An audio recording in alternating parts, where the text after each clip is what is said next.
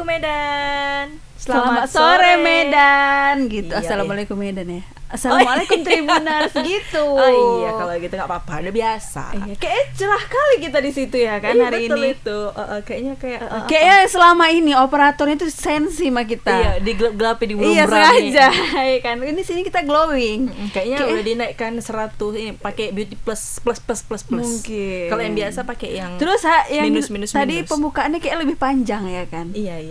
Yang selama ini kayak dipotong sama yang Iya, aku kayak sebelumnya. PNS, tinggal tambah simbol aja. Oh iya. Kayaknya mana tahu. Bukan. Kayak anak pramuka. Kan? Jangan gitu lah, Dek. Ya udahlah. Lanjut aja langsung Kak ke Kayaknya tahun ini lah. hari ini kita ada berita apa aja sih Kak hari ini? Oke, ini ada mengenai Antonius Tamba didampingi kuasa hukumnya Ipan Sinaga dan Simon Panggabean mendatangi Satreskrim Polres Dairi terkait kasus yang menimpa abang kandungnya Bernardus Tamba yang ditetapkan sebagai tersangka pada hari ini, Dek. Jadi menurut Antonius, abang kandungnya itu merupakan seorang korban yang dibacok oleh terduga pelaku berinisial US yang terjadi di daerah Soban, Kecamatan Siampat Nempu, Kabupaten Dairi pada bulan Juli lalu. Jadi di sini saya meminta keadilan di mana awalnya terjadi permasalahan di tanggal 19 Juni. Si pelaku datang malam-malam ke rumah mencari keonaran, katanya gitu. Jadi kata si Antonius ini, saat itu US menuntut terkait batas kandang ya, bukan kadang ya. Bukan. Itu kadang-kadang. Iya. Milik mertuanya yang berbatasan langsung dengan lahan milik Bernardus, kan. Kalau udah soal harta, Dek, Selalu aja ya tentang tanah gitu kan, tentang pembatasan, tanah, ya kan, rumah. Orang bisa gila gara-gara Padahal itu. cuma 1 meter aja ya kan. Gak Betul 1 meter, itu. hanya 1 sentimeter mungkin jadi keributan ya. Itu film. Oh itu film. 1 sentimeter. Iya kan. juga. Sambil di tap-tap layarnya loh Tribuners Iya, ya Tribuners. kan. Ya, kita berharap masih gip-gipnya, kita masih menampung ya. Menunggu singa itu ya kan. Menunggu singa beruang pun jadi kalau tak ada Iya singa betul. ya Es kan? teh manis pun nggak apa-apa lah. Es teh manis kita tunggu si siapa Iya, tuh, Dek? betul. Siapa? Si paling. Si paling yang sudah Iya. lama tak muncul dia Iya, semenjak betul. kita hujat dia. Nah ini lalu di situ katanya setelah cekcok semalam peristiwa pembacokan ini terjadi pada keesokan harinya di mana saat itu Bernardus sedang pergi ke ladang. Jauh kali dia ke Padang ya kan untuk mencari buah durian dan US sudah menunggu di lokasi sembari membawa kapak dan barang besi banyak tipunya. Oh mungkin dia mau buka durian awalnya. Iya, Pakai tapi kapak. kan itu tadi Padang, tapi rupanya ladang. Oh Salah. ladang Iya. ya. Nah, jadi abang saya ini dibacoki di ladang kami sendiri katanya gitu. Akibatnya Bernardus mengalami luka robek pada bagian wajah, di bagian ketiak sebelah kiri, kepala dan bagian dada katanya. Jadi Bernardus pun kemudian mendapatkan perawatan intensif dan menjawat jahitan di bagian yang robek akibat benda tajam. Oke. Ini ada video ini Tribuners, kita saksikan dulu. Cekidot.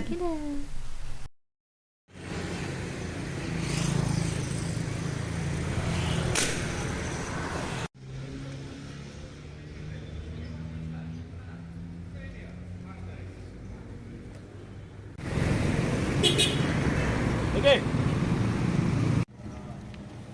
Oke, Bang, bisa diceritakan gimana kronologis kejadian ini?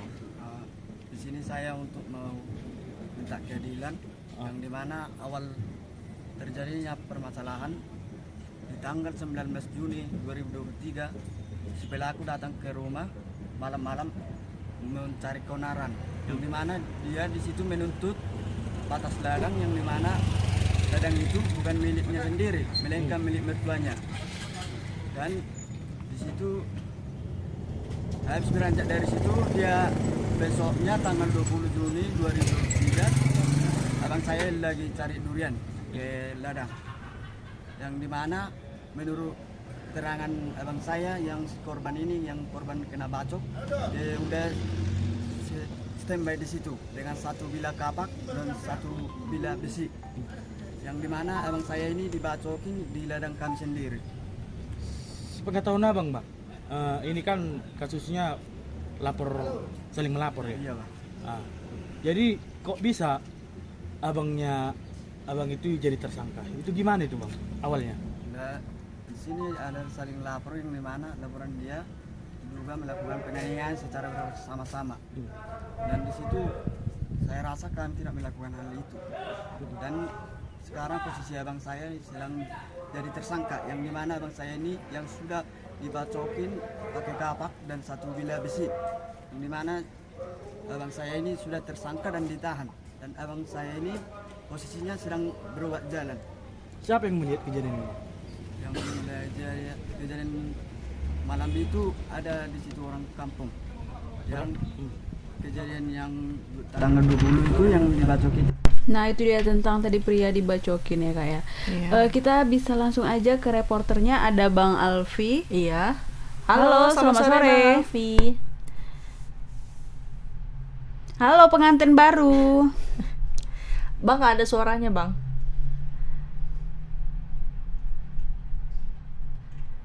Bang kayaknya masih termute.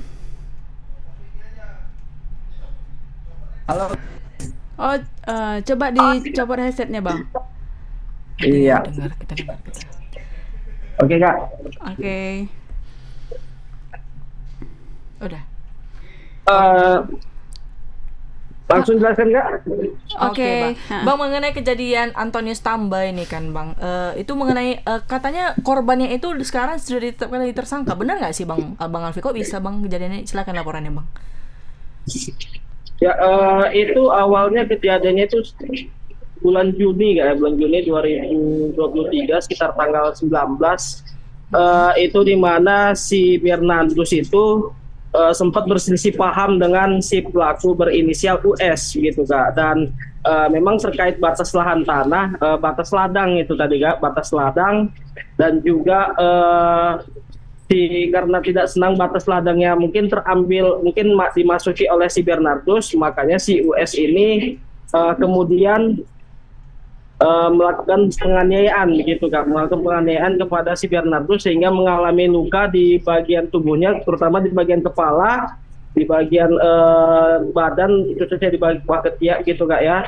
Dan juga saat ini memang si Bernardus ini sedang menjalani perawatan gitu Kak, dan baru siap operasi karena mendapat luka jahitan gitu Kak. Nah, akan tetapi ternyata si US ini melaporkan si Bernardus gitu Kak, karena dugaan penganiayaan. Nah, atas dasar itulah kemudian Satreskrim Polres Dairi melaporkan si Bernardus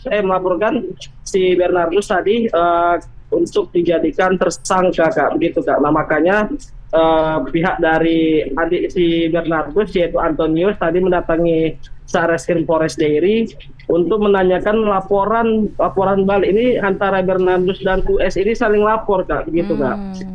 Oke. Bang, apakah pada saat kejadian itu apakah tidak ada saksi Bang atau orang yang menolong si korban Bang? Ya, untuk saksi memang tadi menurut keterangan si Antonius memang ada beberapa warga yang melihat. Namun karena memang kejadiannya itu di ladang Kak, jadi memang tidak banyak warga yang melihat, namun ada sebagian yang melihat, dan si US ini melakukan pembacokan gitu Kak. Nah, dengan menggunakan kapak. Nah, makanya ada luka-luka di bagian tubuh si Bernardus sehingga si Bernardus harus mendapatkan perawatan begitu Kak.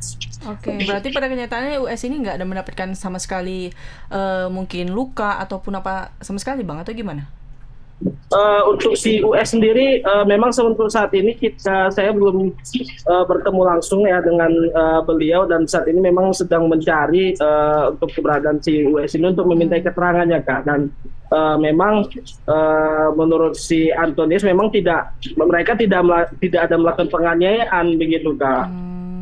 Oke, berarti mereka ini udah lama ya Bang cekcoknya sama si tersangka sama si korban ini Bang? Sudah Kak, sudah lama cekcok, dan makanya di tanggal 19 Juni malam itu si US ini mendatangi rumah si Bernardus dan marah-marah dan kemudian membuat onar. Lalu keesokan harinya tanggal 20 dan si Bernardus ini sudah standby di ladang milik si Bernardus dan langsung melakukan pembacokan gitu Kak. Oke Bang, kok apa alasan kepolisian Bang? Apa yang memberatkan sehingga kepolisian menetapkan si Bernardus itu menjadi pelaku Bang gitu? Menetapkannya sebagai pelaku. Alasan dari pihak kepolisian karena memang itu Kak, karena ada laporan dari si US sendiri dan atas laporan itulah makanya mereka menetapkan si Bernardus itu sebagai tersangka dan saat ini sudah menjalani tahanan Kak di Polres Dairi. Nah sementara itu untuk laporan dari Bernardus sendiri itu sampai sekarang saat ini belum ada jawaban resmi dari Kasarreskrim Polres Dairi. Begitu Kak. Berarti ada orang dalam. Oh kayaknya. Ya kan? Jadi Bang gimana kondisi dari si Bernardus itu Bang sekarang? Untuk saat ini kondisi si Bernardus itu kan masih ditahan di tahanan Polres Dairi dan sembari melakukan berobat jalan gitu Kak, karena kan baru usai operasi Kak ya, operasi jahitan di beberapa tubuhnya begitu Kak.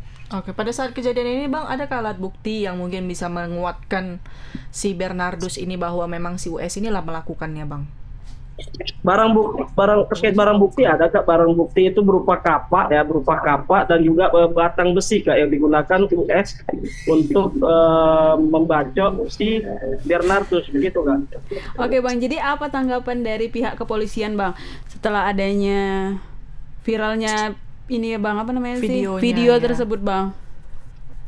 Ya saat ini memang dari pihak penyidik Kak ya, karena memang kejadian itu saat ini memang Kasarreskrim kan baru berganti Kak. Jadi Kasarreskrim yang baru saat ini masih mempelajari dulu Kak terkait kasus ini Kak, begitu Kak. Karena kejadian ini dilaporkan itu pada saat Kasarreskrim yang lama dan sementara saat ini Kasarreskrim baru begitu Kak. Jadi dia masih mempelajari dulu kasus ini begitu Kak. Ngeri ya. Iya kasihan juga ya, karena kan posisinya dia baru siap operasi ya Bang, baru masih lagi pemulihan, tapi dia udah dijadikan tersangka. Kok bisa ya seperti itu ya? Kok bisa cepet lah dia selesai perkaranya ya Kak, dan dia cepet bebas juga. Tapi Bang kalau boleh tahu kalau misalnya kayak perangkat desanya atau tuh campingnya atau apa gitu, nggak ada tanggapan kah Bang mengenai kejadian ini gitu Bang? Untuk dari kepala desa tadi saya juga sudah menghubungi kan, memang belum ada tanggapan atau respon dari kepala desanya dan memang untuk lokasinya itu memang lumayan cukup jauh juga Kak ya, karena di desa Soban itu agak masuk ke dalam lagi Kak, dan memang jaringan itu juga kurang, dan tapi tadi saya juga sudah coba datangi pihak camat, namun camat masih belum tahu begitu Kak. Oke lah kalau gitu kita tunggu untuk informasi selanjutnya ya Bang Alfi. Terima kasih Bang untuk informasinya. Selamat sore Bang Alfi. Selamat sore. Sore Kak Tari, sore Kak Lani. Aduh. Berarti di sana kayaknya hukum rimba berlaku. Iya ngeri ya. Tapi yang aku pikirkan itu kan dia posisinya lagi masa pemulihan, baru siap operasi tadi kan. Terus dia dan masuk ke dalam penjara tahanan kan kasihan kan. Seharusnya dia tuh di rumah istirahat. Backingnya kuat. Backingnya US-nya mungkin ya kan. Terus ini ada nih Kak backing dari loh Dek. Hah? Back belakang. Oh iya backingnya. Oh decking apa? Enggak yang di kulit ini. Oh iya betul juga. Kan kalau kata-kata kerennya gitu decking, ya kan. Decking. Baru ini dari si Paling Kak. Akhirnya muncul Kak dia. Iya, kok nggak ngegip si Paling? Iya betul. Nggak usah kita baca apa deh, nggak usah kita baca. Nggak usah dibacain? Iya, ngegip dulu dia. Iya, gip dulu dong, baru kami bacain ya kan. Betul. Nih ada kita baca berita kedua ini. Iya betul. Ya. Mana nih? Gara-gara ada tulisan ini bingung aku nih tuh. Berita kedua ada apa itu? Sampai mana tadi? Gimana sih? Bisa pula jadi bisa dipersiapkan dong. Dari kantor Gubsu kayaknya ini. Ini kalau ini hapus. Jangan hilang. Iya. Itu kayak dari kantor Gubernur Sumatera Utara. Nah, ini ada Gubsu Edi Ramayadi mengenang masa awal dirinya menjabat sebagai gubernur bersama wakilnya Musa Rajeksa pada tahun 2018 lalu. Iya. 2018 aku masih jadi apa ya? Di sinilah kita. Oh iya. Bisa jadi admin. Oh iya. Iya, sekarang kan jadi naik kelas jadi host. lebih ada sering muncul ya kan di TikTok. Kalau dulu kan bawaannya bawa koran. Iya, sekarang kakak yang koran. Iya betul, dulu angkat koran, lebih kekar ya kan. Kok ini kan disuruh. Sekarang cuma lihat-lihat aja. Iya, cuma lihat doang gitu ya kan. Nah, jadi sekilas mengenai kondisi saat awal menjabat sebagai kepala daerah, izinkan saya membuka ini sebagai gamblang di rumah rakyat ini katanya kan. Dalam sidang paripurna terakhir di gedung paripurna DPRD Sumut Jalan Imam Bonjol hari ini. Jadi agenda pengumuman akhir masa jabatan gubernur dan wakil gubernur. Berarti udah mau selesai masa jabatannya ya kan. Berarti sudah mau pergantian ya kan. Semoga kita sudah makasih buat beliau ya kan. Tapi Kak janganin dulu. Tadi Pak Edi Rahmayadi sempat minta maaf loh. Kenapa? Minta maaf kalau bahwasanya nanti kita bakal ketemu dia di tahun 2025. Oh iya, keren ya. Iya kan, berarti kan dia kayaknya mau menjabat lagi sepertinya ya kan. Gimana kok kita masukkan lowongan sama bapak itu? Sepertinya Bapak jangan marah-marah lah. Iya kan? Nanti kita dimarahi kan. Iya. Nanti kita disuruh disetrap loh. Iya, jadi ingat awal bapak itu menjawab kan jadi teringat iya, ya betul. Kan bapak marah. Betul kan, jadi takut. Iya. Terus nanti kalau kita telat disuruh Pak Bendera loh, mau? Jangan. Hormat gerak. Udah cukup lah waktu zaman sekolah kita kayak itu, jangan lagi kerja kita kayak gitu juga kan. deh. Iya kan. Karena bapak ini termasuk orang yang sangat disiplin ya kan, karena kan dulu kan dia sebelumnya dari militer ya, mungkin jadi terbawa sampai sekarang kali. Betul. Ya kan? Tapi kalau kita nggak lulusan militer, muka kita kayak militer. Iya, iya betul. Tenaga kita lagi jangan main-main ya kan. Iya, disuruh angkat koran bisa kan ya Pak? Bisa. Angkat agalan aku bisa. Satu tangan lagi deh. Betul. Itu udah biasa. Iya. Jadi Edi Rahmayadi mengatakan di awal masa menjadi dirinya sudah diwariskan utang sebesar 2,6 triliun. Waduh. Langsung stres ya. Iya. Waktu dia udah langsung menjabat langsung diwariskan hutang yang sangat banyak. Betul itu. Bukan main-main. Berarti sekarang udah selesai? Udah T. Sekarang udah selesai atau bertambah hutangnya? Nah itu takutnya kayaknya makin bertambah lah. Oh iya. Ya kan? Jadi awal saya menjabat sebagai kepala daerah pemerintah Propsu, katanya sudah diwariskan utang dan beberapa kewajiban yang harus kita bayar. Jadi dana bagi hasil pajak daerah kepada kabupaten dan kota berapa besarnya? 2,269098493 608 ujarnya. Nah itu dia panjangnya ya. Iya. Saking nggak bisa bacanya lagi aku cuman angkanya iya, aku betul. Nah jadi katakan mantan Pangkostrat itu dirinya langsung meminta agar utang tersebut dibayarkan kepada perubahan APBD Provinsi Sumut tahun 2018. Mungkin kemarin karena terlalu banyak korupsi kali yang sebelum-sebelumnya ya. Belum makanya lagi jadi banyak menumpuk terus hutangnya. Iya, ya betul. Mungkin banyak pembangunan yang mandek ya kan. Iya betul juga.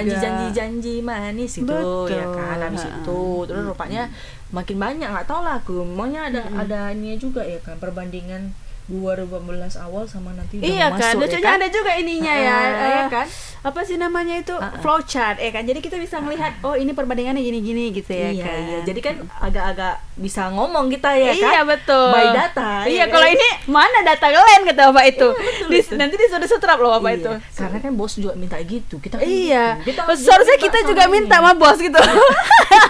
By data kan, kalau ngomong by data deh. Iya betul, kita harus ngomong by data kita sekarang ya, nggak bisa jadi, ya. Saat itu saya jadi gubernur, saya baru tahu, saya putuskan utang ini harus segera dibayar katanya. Rencana perencanaan yang lain ditunda, inilah kuputuskan. Ribut nih di dewan ini, saya ingat sekali. Karena ini harus dibayar karena sudah masuk di bulan September. Yang kita bahas adalah PAPBD dan RAPBD sudah lewat katanya. Karena udah mau selesai juga akhir tahun ya. Jadi Edi pun menyebut saat pembahasan untuk membayar utang itu bukan di masa periode anggota dewan yang sekarang ini, tapi hanya sebagian. Jadi untuk itu saya mendoakan dewan ini, saya sangat berdoa setiap saat saya menginginkan 60% dewan ini adalah terpilih di berikutnya. Sehingga tidak lagi kita saling mengenal. Kita sudah tahu itu orang ngomong oh asbun, asal bunyi nih katanya. Ini ngomong oh ini perlu diperhatikan, 5 tahun saya mempelajari itu katanya. Bapak ini 5 tahun mempelajari sifat-sifat manusia. Iya, berarti terlalu banyak ya yang sifat-sifat manusia yang seperti gimana gitu ya kan. Banyak juga lah yang kayak gitu deh ya kan. Iya betul juga. Nah jadi kan ada yang katanya udah habis tanya deh. Udah nggak ada ditanya. Iya. Kita lihat aja video, check it out. Oh kita juga nanti kita khusus saja ngomongin jika. Yang saya hormati tadi begini juga, yang harusnya 3 panjang. Jadi Pak Presiden tadi tak ngomong ini saya pikir 3 maaf, saya tidak mengajari bebek berenang, saya tidak menggalangi air laut, tapi saya menginginkan di hari terakhir saya paripurna, saya memberanikan diri menggurui bapak-bapak sekalian. Habis itu nanti saya minta maaf lagi. Saya ingin tunjukkan bahwa Sumatera Utara kita ini membutuhkan pendidikan dan kesehatan. Please, perhatian. Ada perbandingan sosial dihadapkan kepada tuntutan sebagai tuntutan dasar rakyat Sumatera Utara. Nah, itu dia tadi tentang Bapak Edi Rahmayadi yang mengenang masa menjabat dia sebagai gubernur, awal ya mula kan? 2018 ya kan. Iya, pokoknya dia curhat lah sama rekan-rekannya yang di situ ya kalau kan. ada kaleodoskopnya gitu Iya, kan. betul. Awal mulanya ya. Ya udah, kita langsung aja ke reporternya, ada Bang Anugrah. ya kan, supaya lebih jelasnya ya kan. Yang perlu kita pertanyaan adalah yang pertama adalah utang. Iya, apakah mampus. apakah sudah lunas atau menumpuk atau berkurang? Itu yang ditanyain ya kan. Itu yang perlu kita pertanyakan. Iya, itu yang pertama kali. Kalau biar kita mau tahu apakah kita ini sudah sejahtera atau belum gitu ya kan. Tapi ada sejahtera apa enggak? Sudah sejahtera sepertinya. Sudah sejahtera. Mana Bang Anugrah? Itu dia sudah. Halo Bang Anugrah. Kita berhenti ngomong. Iya. Selamat sore Bang Anugrah.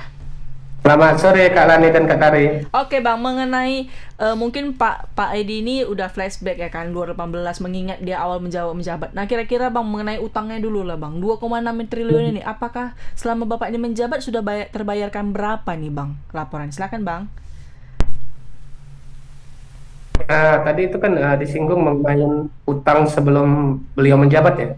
Jadi ada utang dari APBD Provinsi Sumatera Utara di tahun 2018 itu yang jatuh tempo yang kemudian harus dibayarkan dengan total 2,6 triliun gitu ya. Dan itu yang tadi disampaikan Edi di dalam rapat paripurna, yang ini merupakan rapat paripurna terakhir yang akan diikuti karena nanti di tanggal 5 September nanti dia akan sudah tidak menjabat lagi sebagai Gubernur Sumatera Utara. Nah, tadi disampaikan meskipun awalnya dilema, kemudian karena adanya desakan ya, termasuk anggota DPR yang pada saat itu mendesak dirinya untuk melakukan pembayaran, itu di tahun 2018 itu ada sekitar 33,8% yang dibayarkan atau senilai 768 miliar pada periode pertama, dan kemudian sisanya itu di tahun 2019 itu sekitar 66% atau 1,5 triliun yang kemudian dibayar melalui APBD Provinsi Sumatera Utara. Nah, terkait soal utang itu memang sudah lunas ya Kak sejak tahun 2019 yang lalu. Karena itu yang disinggung adalah hutang di masa lalu atau di masa pemerintahan sebelum Edi Rahmayadi menjabat sebagai gubernur, dan hutang itu kemudian sudah dibayar dengan resiko tadi yang sudah disampaikan, harus menghentikan atau tidak menindaklanjuti sejumlah rencana pembangunan karena harus anggarannya dialokasikan ke pembayaran hutang yang sudah jatuh tempo. Begitu Kak Lani dan Kak Tari. Oke Bang, jadi apa aja sih Bang yang disampaikan tadi sama Bapak Edi Rahmayadi Bang tentang mengenang masa dia menjabat Bang? Nah, tadi memang rapat paripurna ini ada dua hal ya. Yang pertama, rapat paripurna ini mengenai menjelang perayaan HUT NKRI yang besok di 17 Agustus, dan itu merupakan kegiatan paripurna yang memang rutin setiap tahun dilaksanakan, dan tadi juga sekaligus mendengarkan rapat paripurna atau pidato dari Presiden yang tadi kemudian juga sama-sama disaksikan oleh sejumlah muspika termasuk Bapak Edi dan anggota DPR. Nah, tadi memang Edi banyak bercerita bagaimana mengenai dirinya yang menjabat sebagai gubernur sejak tahun 2018 hingga akan berakhir di tahun ini, tepatnya di bulan September, nanti di tanggal 5 September. Dia menyampaikan kalau ini merupakan pidato dia yang terakhir di hadapan anggota DPR. Dia juga tadi menyampaikan permohonan maaf ya, termasuk juga menyinggung bagaimana ke depan insya Allah dia akan kembali menang begitu, atau akan kembali maju, dan optimis menang karena Edi tadi menyampaikan insya Allah kita akan ketemu lagi setelah rapat paripurna terakhir ini bersama anggota DPR. Dan tadi juga Edi menyinggung soal apa ya, karena memang Gubernur Sumatera Utara Edi Rahmayadi suka bercerita begitu yang di luar teks gitu, di luar teks yang sudah disiapkan. Tadi dia juga menyampaikan kalau sebenarnya dia dilarang untuk berbicara di luar dari teks yang sudah disiapkan, namun Edi mengaku dia tetap tidak bisa membacakan pidato berdasarkan teks yang sudah dibuat karena dia terkadang ingin bercerita di luar dari teks tersebut begitu. Dan tadi sempat juga menyinggung soal pembangunan Provinsi Sumatera Utara yang sesuai dengan visi misi Edi Rahmayadi dan juga IJEK ya, yaitu menegakkan agar sumut bermartabat begitu, dan itu yang tadi disampaikan Edi juga bagaimana ke depan konstelasi politik ini bisa melahirkan atau meneruskan pemerintahan yang sudah digagas atau sudah dijalankan Edi Rahmayadi bersama IJEK hampir 5 tahun ini begitu Kak Tari. Oke Bang, apa saat acara berlangsung apa Pak Musanya juga hadir Bang pada saat acara? Nah tadi kala ini memang hadir ya. Tadi sempat juga Edi ketika pertama kali membuka pidato dia berkelakar begitu ya, seolah lupa untuk menyebutkan nama Musa atau Ijek ya, karena setelah terlalu lama ditinggal begitu. Kira-kira apa yang disampaikan oleh Bapak Edi tadi ketika dia membuka pidato dan menyapa sejumlah baik itu ketua anggota DPR, Forkopimda, dan dia bilang saya lupa menyebutkan nama wakil gubernur Pak Ijek karena memang saya sudah terlalu lama ditinggalin begitu, kira-kira apa yang disampaikan oleh Edi begitu. Nih. Berarti Bapak Edi Rahmayadi ini mau nyanyi sebenarnya Kak. Macam sudah terlalu lama sendiri kali dia ya. Mungkin Bapaknya sedih. Ya sedih karena pendampingnya pergi gitu ya kan. Nah kira-kira Bang gimana ke depannya nih Bang? Apakah ada visi dan misi yang baru yang disampaikan juga tadi Bang ketika Pak Edi berbicara di forum Bang? Tadi Edi banyak bicara soal semangat ya. Semangat bagaimana dia jadi gubernur, kemudian perjalanannya, walaupun semua perjalanan menjadi gubernur ini tidak mudah begitu, dia harus banyak tadi ada hutang, kemudian harus mengenali banyak masalah di Sumut ya, masalah di Sumut, kemudian juga bagaimana dia sering di demo begitu, dia tadi ungkapkan juga kalau banyak orang yang juga mendemo dia begitu, dan sejumlah pengalaman-pengalaman yang dia ungkapkan selama masa kepemimpinan dia, dan dia tadi juga memohon maaf terhadap sejumlah pihak termasuk masyarakat di Sumut karena jika ada hal-hal yang diucapkan atau kebijakan yang dibuat itu akhirnya membuat marah atau membuat masyarakat tidak terima begitu. Kemudian tadi Edi juga menyampaikan bagaimana momen ke depan di tahun politik, dia meskipun tidak menyampaikan langsung akan maju atau tidak, tapi dia berharap agar nantinya orang yang akan mendampingi atau orang yang terpilih menjadi gubernur Sumatera Utara itu benar-benar membangun Sumut dengan baik, kemudian juga tetap melanjutkan program-program yang sudah dia kerjakan bersama IJEK 5 tahun belakangan ini agar masyarakat Sumut ini bisa seperti yang diharapkan ya, Sumut menjadi semangat yang baru untuk maju dengan sumber daya manusianya yang banyak agar bisa mengurangi angka-angka kemiskinan dan juga tindakan-tindakan kriminal begitu yang marak terjadi di Sumut begitu, Kak. Oke, kalau gitu kita tunggu aja. Berarti Pak Edi ini dia mendukung program-program pemerintah untuk selanjutnya ini ya Bang, siapapun yang menjabat dan siapapun yang menang. Iya Bang, ini satu lagi Bang, kayak agak lari ya Bang dari Bapak Gubernur. Udah biasa lari apa itu deh Bang, jadi untuk acara 17-an besok nih Bang, apakah ada yang menarik gitu Bang di kantor gubernur, entah ada perlombaan gitu di sana atau gimana Bang? Nah untuk kegiatan besok itu ada kegiatan upacara ya, seperti biasa. Kemudian nanti akan ada acara kalau untuk kegiatan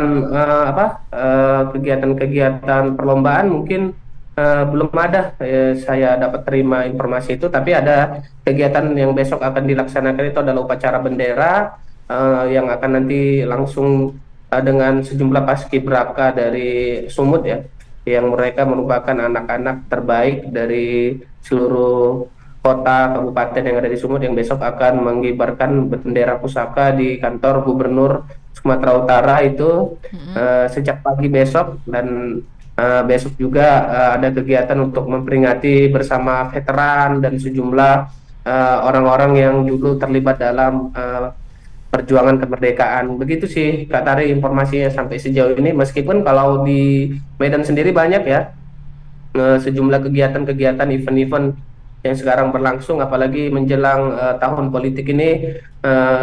Aku lihat sih lebih meriah daripada tahun 2 tahun atau 3 tahun sebelumnya ya. Sepertinya di kampung-kampung begitu. Iya betul Bang. Sepertinya yang menjabat ini banyak ngasih ini ya Bang ya, ngasih apa sih, dana ya kan, untuk jadi memeriahkan meriah, 17 Agustus. Tapi bagus juga sih Bang, daripada 17 Agustus sebelum-sebelumnya kan lebih, apalagi pada zaman Covid ya. Itu juga jadi sepi gitu ya kan Bang. Syukurlah ini berarti kita udah merdeka di tahun ini ya kan. Jangan besoknya nggak merdeka lagi. Enggak, ya kan? Tahun-tahun seterusnya bakal merdeka terus ya kan. Enggak, karena begal-begal itu bisa nggak merdeka lagi. Betul. Terima kasih untuk informasi lengkapnya Bang Anugrah. Kita tunggu untuk laporan selanjutnya mungkin setelah 17 Agustus ya Iya, kan. betul. Terima kasih Bang Anugrah. Selamat sore Bang. Selamat sore Bang Anugrah. Kak Tari. Nah itu dia. Patennya Bang Anugrah itu. Iya, kita hanya bertanya 3 kali aja. Iya. Banyak juga tadi, capek juga deh kita ya. Iya, awalnya mama Bang, ini aku kita 2 kali pertanyaan aja ya gitu ya kan. Tapi Rupanya informasinya lengkap. Rupanya 10 kali jadinya ya kan. Itu Pokoknya biasanya Bang Freddy tuh yang merepet. Bang Freddy merepet. Iya, Abis bisa itu hilang pakai Iya, hilang dia. Itu kan memang 17 Agustus tahun ini tuh beda sama Meriah. yang lalu-lalu. Iya. Di mana-mana ya.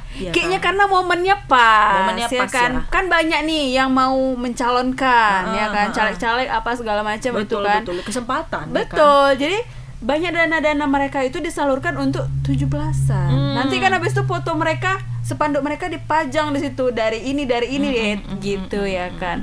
Tapi termasuk sih bagus juga ya kan Kak, daripada dananya ya yang dibuat yang enggak, ini kan bermanfaat juga sama masyarakat ya kan. Gitu. Sama kayak macam di daerah Sunggal itu, mereka ada lingkungan itu kan, mereka itu dapat dari siapa? Yang mau menjabat kata gitu. Oh gitu. Asal nanti udah makanya meriah dibuat acaranya. Enggak menjabat nanti gagal, jangan minta lagi. Iya, ya minta kan? balik ya kan. Balikkan katanya. Botol-botol yang udah dicat pun cabuti pula. Dicabuti pulang ke rumah. Penerangan pun dicopotin semua kan. Asal ada jangan cerita, seperti itu. Kalian enggak ya milih kan? aku kata gitu kan. Iya, asal jangan seperti itu kan, agak seram gitu ya kan. Jadi botet nanti dia pulang. Karena banyak yang kayak gitu ya kan. Udah iya. obsesi menang.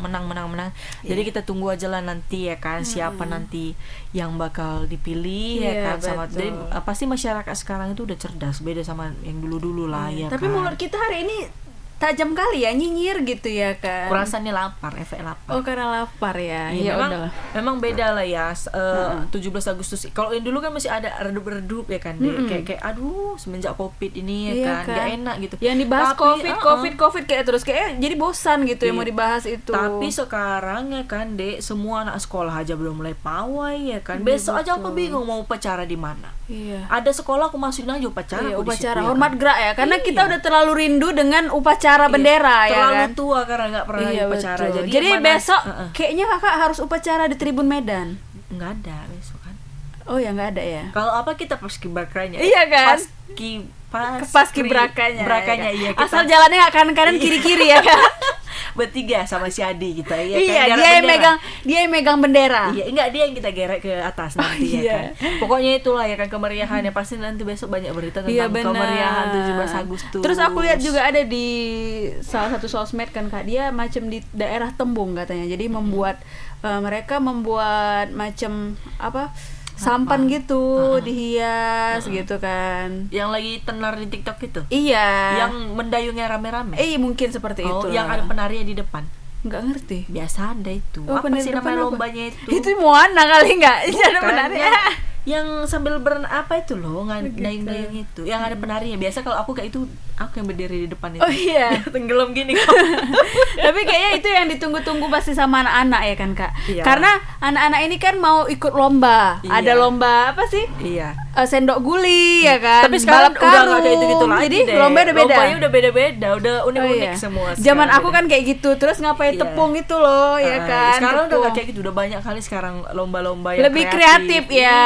Kalau dulu kan cuma tarik tambang, Iya. terus Iya. panjat Iya. pinang. Pokoknya nanti kalau misalnya kamu itu dari TikTok deh, semua ada di situ. Oh, iya. Jadi kita nggak usah melalak, kita duduk diam dan dapat lomba semua masing-masing. Iya betul ya. Tapi kayaknya kurang seru Kak, karena kita kan nggak melihat secara langsung Iya. ya kan. Tapi memang ya semenjak ada TikTok itu kan jadi apa endorse ya, tolong Iya, ya di betul, apa. ha. Jadi kita dipermudah ya kasih Iya. sesuatu. Termasuk kita ada Tribun Medan ini kan kita bisa tahu tuh berita terupdate. Iya ya. benar. Nah, Nggak pokoknya- hanya itu, nggak Iya. hanya tentang berita, terus tentang kita misalnya mau masak apa, ada semua di TikTok. Iya. Terus kita pengen pakai baju apa, ada jualan di TikTok ya kan. Jadi apa ya? Jadi mempermudah kita lah Iya, ya kan, menjangkau semuanya lah, segala betul kan. segala usia juga Iya, bisa betul. ya. kan. Kadang-kadang gara-gara TikTok bisa galau nangis. Kenapa? Tiba-tiba bisa ketawa-ketawa tengah Iya. malam ya kan. Oh gitu. Kadang-kadang tahu. Asal orang tetangga nggak takut ya. Iya, apa Ketika tuh namanya? ada suara Cegil. Oh jadi cegil ya.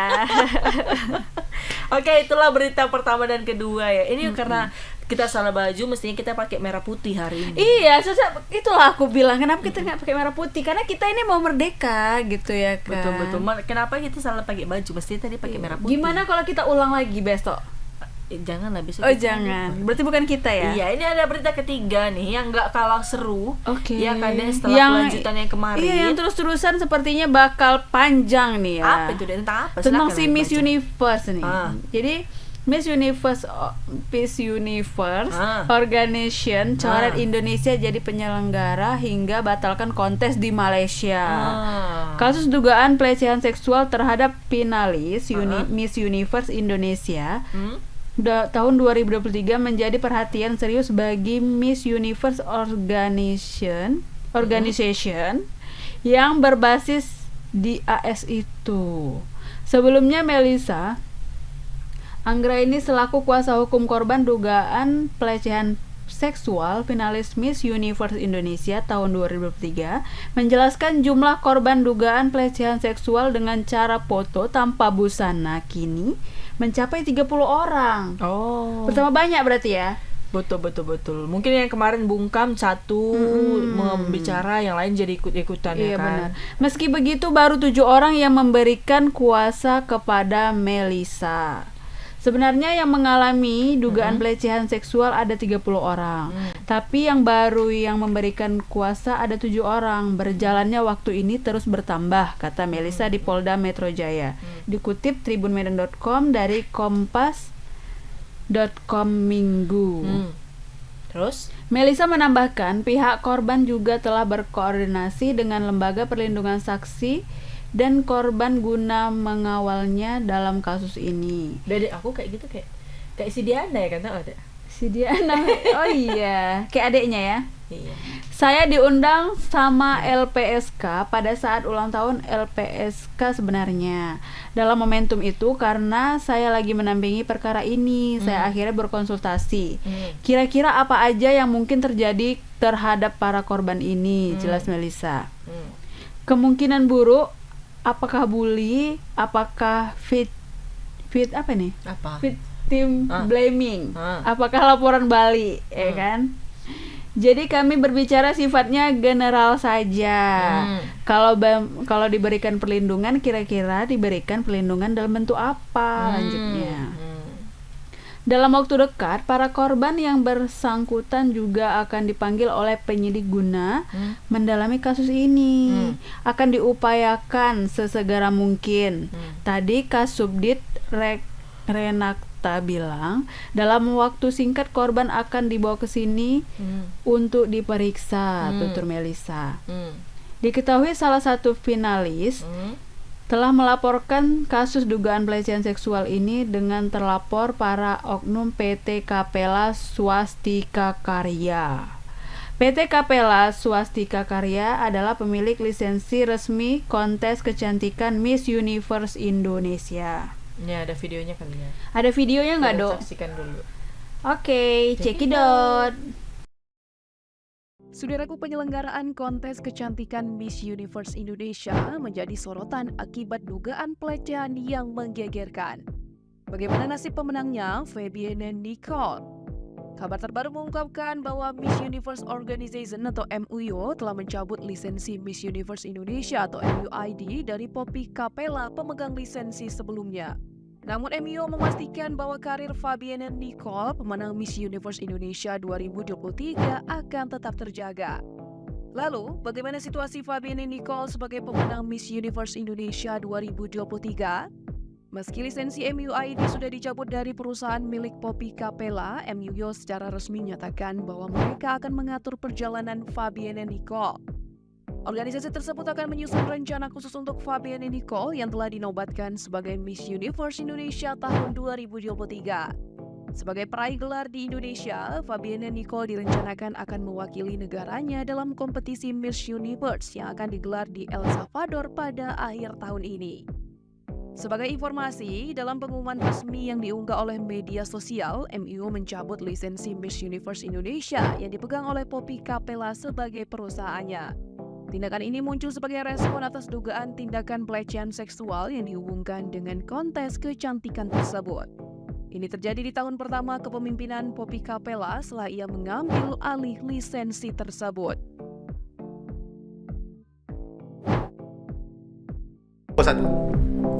Nah itu dia Kak, tentang si Miss Universe ya. Cantik kali ya, memang cantik lah dia. Kalau dia nggak cantik nggak jadi Miss Universe ya kalau kan.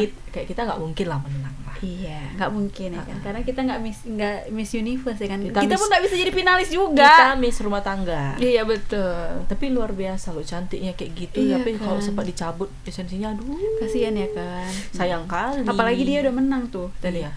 Udah menangis Bombay di atas panggung ya kan, menangis gitu kan, terharu, tiba-tiba dicabut. Benar-benar menangis betul jadinya kan. Bete lo kayak gitu. Iya betul. Jadi kan sementara owner sekaligus national director dari Miss Universe Indonesia, Poppy Capella, angkat bicara mengenai tuduhan telah terjadi pelecehan seksual dalam penyelenggaraan kontes kecantikan tersebut. Melalui unggahan di Instagram, Poppy mengatakan pihaknya telah memberikan perhatian khusus terhadap kasus tersebut. Terkait pemberitaan mengenai hal-hal yang terjadi dalam perhelatan Miss Universe Indonesia, tentunya jadi perhatian kami, tulis Poppy dalam surat pernyataannya yang diunggah di Instagram story-nya.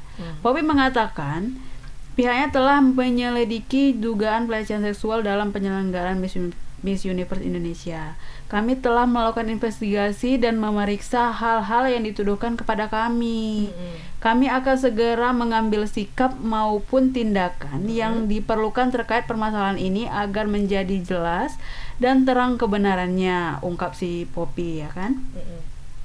Kemudian melalui akun Instagram Miss Universe ID, Sabtu 12 Agustus 2023, Poppy Capella membagikan surat press release dengan judul bantahan terhadap pemberitaan di media yang menyudutkan Miss Universe Indonesia.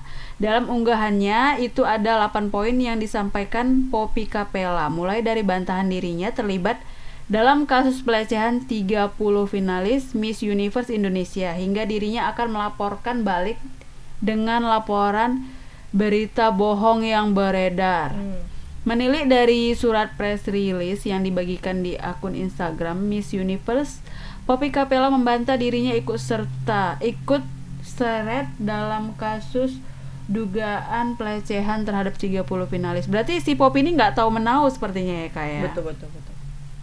Dengan ini saya tegaskan bahwa saya sebagai National Director yang sebagai pemilik izin Miss Universe Indonesia tidak terlibat sama sekali dan tidak pernah mengetahui, menyuruh, meminta dan mengizinkan siapapun yang berperan dan berpartisipasi dalam proses penyelenggaraan Miss Universe Indonesia tahun 2023 untuk melakukan kekerasan atau pelecehan seksual melalui body checking sebagaimana yang ramai diberitakan, tulis pada poinnya ketiga.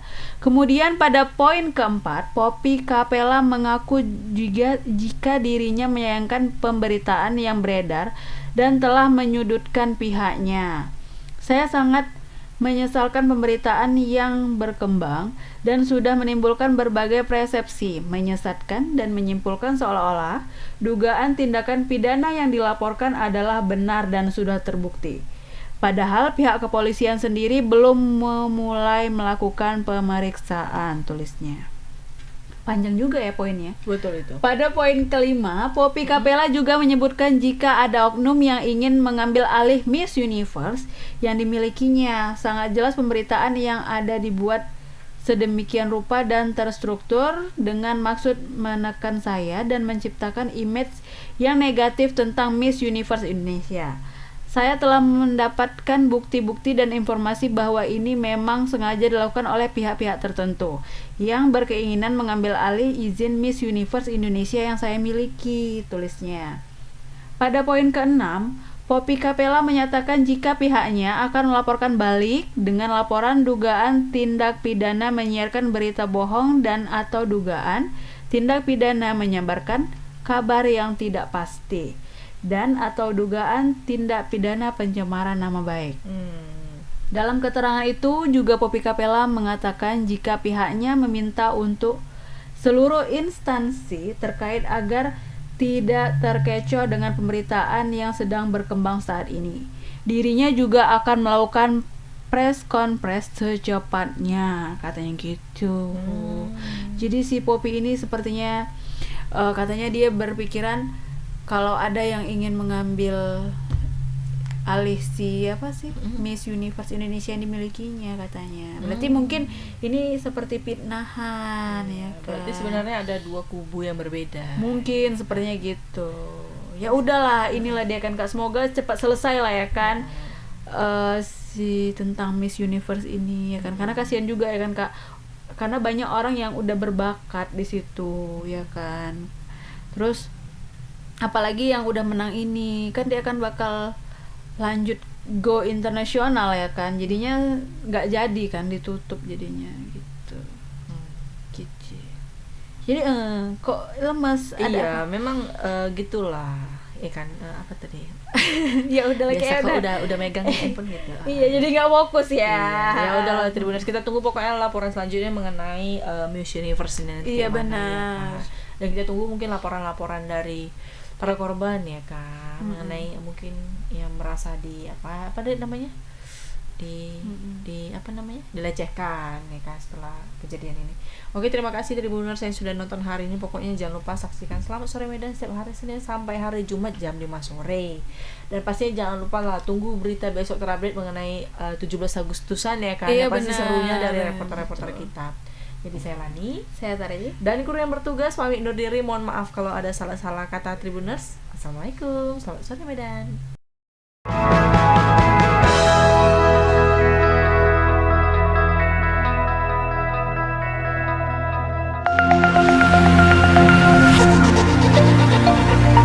Thank you.